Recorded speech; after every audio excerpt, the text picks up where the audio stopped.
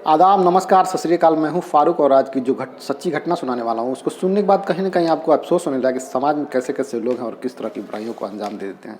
हालाँकि इस घटना में एक बच्चे की हत्या हो जाती है, जिस बच्चे की उम्र लगभग 7 साल के आस-पास होती है और जब इस हत्या से पर्दाफ़ाश होता है कि हत्या क्यों की गई, तो वाक़ई बहुत ही हैरान और परेशान कर देने वाला ये मामला होता है।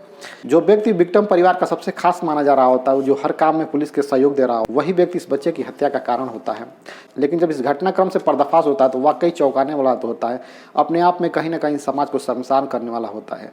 ये घटना होती है उत्तर प्रदेश का एक जिला पड़ता है देवरिया और देवरिया के अंतर्गत एक थाना आता है लार और लार थाने के अंतर्गत एक गाँव आता है जिसका नाम होता है हरखौली। ये घटना हरखौली गाँव की है। इसी गाँव में एक परिवार रहता है जिसके परिवार के मुखिया का नाम होता है गोरख यादव। हालांकि गोरख यादव के पास काफ़ी अच्छी खासी ज़मीन होती है, वो खेती बाड़ी करके अपने परिवार का अच्छे तरह से गुजारा बसारा कर रहे होते हैं। गोरख यादव के परिवार में 4 सदस्य होते हैं, एक उनकी पत्नी होती है, एक गोरख यादव खुद होते हैं और उनके 2 बच्चे होते हैं, एक बेटा होता है और एक बेटी होती है। बेटे का नाम संस्कार होता है और एक बेटी होती है। बेटे की उम्र लगभग 7 साल के आसपास होती है और बेटी जो होती है वो करीब 5 साल के आसपास होती है। गोरख यादव का परिवार बड़े ही मज़े में अपने जीवन को गुजार रहा होता है। बच्चों की पढ़ाई में भी गोरख यादव काफ़ी विशेष ध्यान देते हैं। ऐसे ही जीवन का चक्र चल रहा होता है, बच्चे भी पढ़ने में काफ़ी होशियार होते हैं। जो गोरख यादव का जो बेटा होता है संस्कार, वो पढ़ने में काफ़ी तेज़ तर्रार होता है और इसी के कारण गोरख यादव उसकी पढ़ाई में विशेष ध्यान देते हैं। गोरख यादव के घर के पास में ही एक रिटायर्ड शिक्षक होते हैं, उन्हीं के पास वो अपने बच्चों को ट्यूशन लगा देता है। बच्चे जब स्कूल से आते हैं घर पे खाना खाते हैं और घर पे खाना खाने के बाद वो कुछ खेलते हैं और खेलने के बाद वो ट्यूशन के लिए सीधे जाया करते हैं। ऐसा ही वक्त गुजर रहा होता है। एक दिन होता क्या कि संस्कार समय से आधा घंटा पहले ही ट्यूशन के लिए निकल जाता है और उसकी बहन समय से जब ट्यूशन पे पहुंचती है, बहन देखती है कि संस्कार आज ट्यूशन के लिए आया ही नहीं है। ट्यूशन खत्म हो जाता है, वो बेटी अपने घर जाती है, अपनी माँ से बताती है कि संस्कार आज तो ट्यूशन के लिए आया ही नहीं। ये बात सुनकर संस्कार की माँ को बड़ा ही गुस्सा आता है और अपनी बेटी को कहती है कि जाओ ढूंढ के लाओ संस्कार आखिर कहाँ है। वो बच्ची जाती है और अपने भाई को ढूंढती है, लेकिन भाई का कहीं अता पता नहीं चलता। संस्कार की माँ संस्कार से काफ़ी नाराज हो जाती है क्योंकि वो कई बार ऐसे कर चुका होता है। ट्यूशन के लिए जाता है लेकिन वो बच्चों के साथ खेलने लगता है और इस बात से भी उन्हें आशंका होती है, हो सकता है वो कहीं किसी बच्चे के साथ खेल रहा हो। गोरख यादव जो घर पे आते हैं तो उनकी पत्नी बताती है कि संस्कार आज भी ट्यूशन के लिए नहीं गया, आज पता नहीं कहाँ खेलने चला गया और इतना वक्त हो गया वो घर पे आया नहीं। तो ये बात कहीं ना कहीं गोरख यादव को अटपटी सी लगती है कि क्योंकि वक्त काफ़ी हो चुका होता है। वो अपने आसपास के लोगों से पूछताछ करते हैं संस्कार के बारे में, लेकिन किसी भी प्रकार की कोई जानकारी नहीं मिलती। हालांकि जहाँ जहाँ आशंका होती है कि संस्कार जा सकता है, वहाँ के लोगों से जाकर उससे पूछताछ की गई होती है। हालांकि वो ट्यूशन मास्टर के पास भी जाते हैं और उससे पूछते हैं कि वो आया था कि नहीं, तो वो ट्यूशन मास्टर बताते हैं कि आज संस्कार आया ही नहीं ट्यूशन के लिए। ऐसे ही वक्त गुजरते काफ़ी रात हो जाती है और ये घटना गांव में आग की तरफ फैल जाती है। गांव वाले भी गोरख यादव के सहयोग में आते हैं और गांव के हर चप्पे चप्पे को छाना जाता है, लेकिन किसी प्रकार का संस्कार के बारे में कोई खबर नहीं मिलती। कुछ लोग गोरख यादव को राय देते हैं कि इस मामले को अब थाने तक ले जाना ही बेहतर होगा और गोरख यादव भी इस बात के लिए मान जाते हैं। वो लोग लार थाना में जाते हैं और संस्कार की गुमशुदगी का रिपोर्ट दर्ज कराते हैं। ये सुनने के बाद पुलिस भी हरकत में आती है और उस गांव हरखौली में पहुंचती है और हरखौली में आने के बाद हर व्यक्ति से संस्कार के बारे में पूछताछ करती है, लेकिन पुलिस को कोई सुराग नहीं मिलता जिससे मालूम चल सके संस्कार गया तो आखिर गया क्या।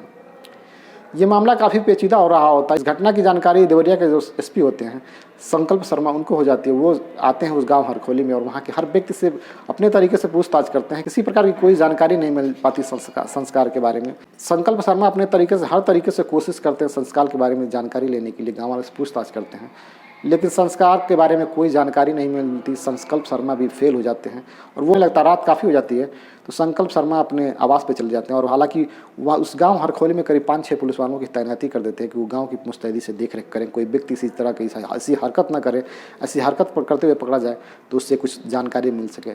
वक्त गुजर जाता है, रात हो जाती है और रात के बाद फिर सुबह भी आ जाती है। फिर संकल्प शर्मा हरखौली गाँव आते हैं और गाँव को इकट्ठा करते हैं, कुछ लोगों को इकट्ठा करते हैं। उन्हीं में से एक व्यक्ति बोलता है कि इस घटना को अंजाम देने वाला कोई गांव का ही व्यक्ति होगा। गांव के हर घर को तलाशी ले जाए, हो सकते कुछ जानकारी मिल जाए और ये बात कहीं ना कहीं संकल्प शर्मा को भी अच्छी लग जाती है। हरखौली के हर घर की तलाशी ली जाती है। तलाशी लेते लेते वो मास्टर जिसके यहाँ बच्चा ट्यूशन के लिए जाया करता है उसके घर में पहुँचते हैं, वहाँ भी तलाशी ली जाती है, लेकिन किसी प्रकार का कोई सुराग नहीं मिलता। वो लोग ज्यों ही घर से बाहर निकल रहे होते हैं तो एक पुलिस कांस्टेबल की नज़र उनके बाथरूम पर पड़ती है, जो घर से कुछ दूरी पर बना होता है। एक बाथरूम होता है जो खुला होता है, जिसका दरवाज़ा खुला होता है, और एक बाथरूम बगल में ही होता है जिसका दरवाज़ा बंद हो जाता है। वो पुलिस वाला वहाँ पे जाता है और बाथरूम को जब चेक करता है तो वहाँ कुछ नहीं मिलता, लेकिन दूसरे बाथरूम की जब चाबी मांगता है तो घर वाले बताते हैं कि शौचालय का काम अभी कुछ बाकी है, इसीलिए इसका दरवाज़ा बंद किया गया है। तो पुलिस वाला दरवाजे के नीचे से झांकने की कोशिश करता है और देखता है कि वहाँ पे एक बच्ची की उंगलियाँ दिखाई दे रही होती हैं। जब उस दरवाजे को तोड़ा जाता है वो बहुत ही खौफनाक मंजर होता है। कोई और नहीं, संस्कार की लाश पड़ी होती है और बड़ी ही बेरहमी तरीके से उसकी हत्या की गई होती है। संस्कार की जब लाश मिलती है शौचालय से तो पुलिस को भरोसा आ जाता है कि कत्ल करने वाला कोई और नहीं इसी घर का है जिसके घर ये बच्चा ट्यूशन के लिए जाता है। और उसके घर के सभी लोगों को पुलिस गिरफ्त में लेती है। उस घर में एक नौजवान लड़का होता है जिसकी उम्र 22 साल के आसपास होती है, हालांकि बीएससी कर चुका होता है, काफ़ी पढ़ने में तेज तर्रार होता है।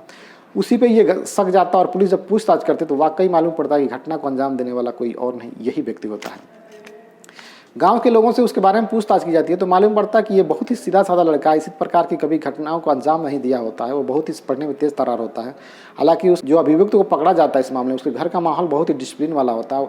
वहाँ उसके घर के सभी लोग शिक्षित होते हैं। उसके दादाजी होते हैं वो भूतपूर्व शिक्षक रह चुके होते हैं और इन्हीं के पास वो बच्चा पढ़ने भी आया करता है।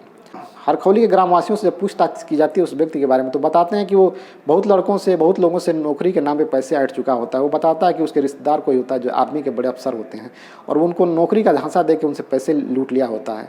और वो लोग जब इससे पैसे की मांग करते हैं तो तमाम तरह के बहानेबाजी कर रहा होता है। हालांकि जब संस्कार को ढूंढा जा रहा होता है तो उसका बैग उसके घर के पास में ही मिलता है और उस बैग में एक कापी होती है जिस पर लिखा होता है कि तुम अपने बच्चे की सलामती चाहते हो तो 5 लाख रुपया दे दो और अपने बच्चे को सही सलामत ले जाओ।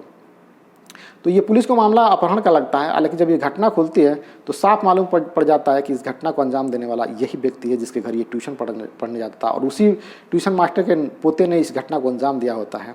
संस्कार को बड़ा ही बेरहमी तरीके से मारा गया होता है। अपने आप में बहुत ही ब्रूटल तरीके से उसकी हत्या की गई होती है। मात्र संस्कार की उम्र 7 साल की होती है लेकिन उसको इतना ब्रूटल तरीके से मारा गया होता है जो अपने आप में काफ़ी खौफनाक होता है, जिसको गाँव वाले जब देखते हैं तो वो भी दंग रह जाते हैं कि इस मासूम से बच्चे की कसूर क्या था कि इस तरह की हत्या की गई, उसके साथ इस तरह का अंजाम दिया गया होता है। पहले तो संस्कार के हाथों को पीछे करके बांधा गया होता है, फिर उसके मुंह में कपड़ा ठूसा गया होता है और कपड़ा ठूसने के बाद उसके मुंह पे फेविक्विक से उसके होंठों को चिपकाया गया होता है और इसके बाद उसकी हत्या करने से पहले उसकी आंखों में तेजाब डाला गया होता है और उसके बाद उसकी हत्या की गई। यह हत्या इतनी खौफनाक तरीके से की गई होती है कि वहाँ पे जो लोग होते हैं उस लाश को देखते हैं तो कहीं ना कहीं सोचने और समझने पर मजबूर हो जाते हैं कि इस 6 साल के बच्चे की क्या कसूर था कि इसने इस तरह से इसकी हत्या की है। गंभीर धाराओं के अंतर्गत उस व्यक्ति को पकड़ लिया गया और जेल में डाल दिया गया। हालांकि उसके परिवार के जो 4 सदस्य हैं, उसके दादा दादी, उसके माता पिता, उनको भी कहीं ना कहीं साजिश में शामिल होने की आशंका से उनको भी जेल में डाला गया है। पुलिस जब इस मामले की तफ्तीश करती है तो कुछ खास जानकारी नहीं मिल पाती, वो व्यक्ति कुछ खास नहीं बताता। संस्कार के पिता गोरख यादव उस व्यक्ति से मिलना चाहते हैं कि उसने उनके बच्चे को क्यों इस ब्रूटल तरीके से हत्या की, उसने क्या बिगाड़ा होता है उस मासूम से बच्चे ने।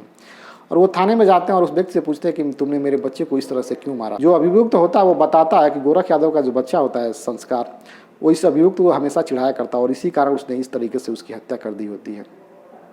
हालांकि एक बात और सामने आती है कि लोगों का मानना होता है कि वो काफ़ी कर्ज में डूब चुका होता है, उसे पैसे की ज़रूरत होती है और सोच रहा होता है कि वो गोरख यादव से उसके बच्चे को अपहरण करके कुछ पैसे की उगाही कर ली जाए, लेकिन उसका सारा खेल फेल हो जाता है और वो पकड़ा जाता है।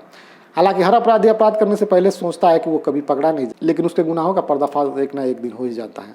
इस घटना को सुनाने का मकसद है कि आप अपने परिवार, अपने बच्चों का ख्याल रखें, अपने आस पड़ोस के लोगों पर नज़र रखें, इस तरह के लोगों से बच के रहें। अपने बच्चों पर खास विशेष ध्यान दें कि आपका बच्चा जा कहाँ रहा है, किस लोगों से मिल रहा है। बाद में ऐसे लोग हैं कि कब क्या कर जाएं किसी तरह की कोई जानकारी नहीं होती है। आए दिन इस तरह की घटनाएं समाज में देखने और सुनने को मिलती है। इस घटना को बताने का मकसद है कि आप लोग भी अवेयर रहें, सतर्क रहें, सुरक्षित रहें, अपने परिवार का ख्याल रखें। इस घटना के बारे में आपकी क्या राय है जरूर कमेंट बॉक्स में कमेंट करें। हालांकि ये चैनल नया है, आपकी सपोर्ट की काफ़ी ज़रूरत है। मिलते हैं अगले एपिसोड में एक नई कहानी के साथ, तब तक के लिए जय हिंद, जय भारत।